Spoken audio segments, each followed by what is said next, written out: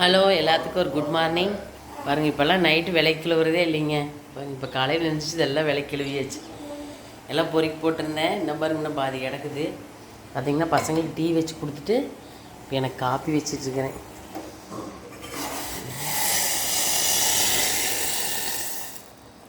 இப்போல்லாம் நைட்டு முந்தியெல்லாம் விலை கிளவி, இப்போல்லாம் நைட்டு 10 மணியானாலும் அப்படியே டைம் ஆயிடுதுங்களா இட்லி தோசை ஊற்றுறதுக்கு. அதனால் இப்போ இதே போய் தூங்குறதுக்கு மணி 10 ஆயிடுதுங்க. அதனால் எதுவும் விலைக்கல வருதில்ல.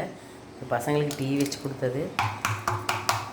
நான் வரக்காப்பி வச்சுக்கிறதுங்க. இப்போ பால் இன்னும் பாருங்க பாதி இடக்குது. மணி 6:15 ஆகிப்போச்சு.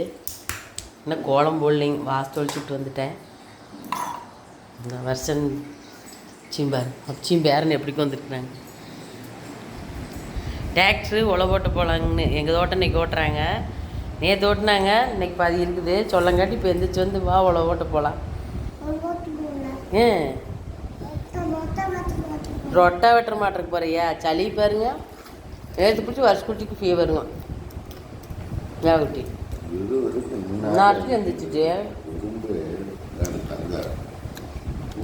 இந்த பாருங்க பொறி போட்டு பிடிச்சிட்ருக்குறோம்.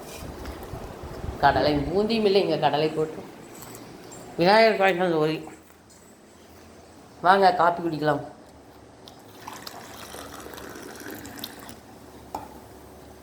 பாலில் காய்ச்சி வச்சுக்கணும். அந்த பால் ஊற்றிக்கலாம். சூடாக இருக்கு. 2 நாளாக வர காப்பியை குடிச்சிக்கிறது. அரும் சர்க்கரைக்கும் வர காப்பி, இந்த காப்பி தூளுக்கும் சூப்பராக இருக்குதுங்க. வாங்க வர காப்பி குடிக்கலாம். கருப்பு காப்பி.